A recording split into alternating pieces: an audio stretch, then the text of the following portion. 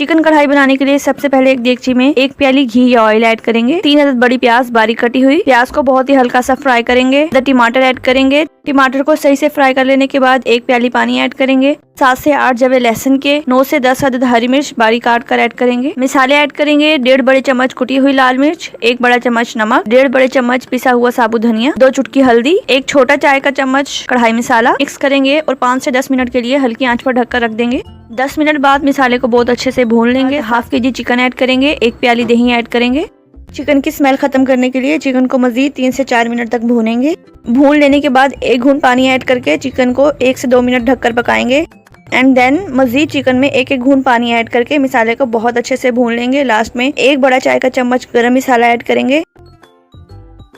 धनिया और अदरक के साथ गार्निश करेंगे। रोटी या नान के साथ सर्व कीजिए। होप सो आपको चिकन कढ़ाई की रेसिपी बेहद पसंद आएगी।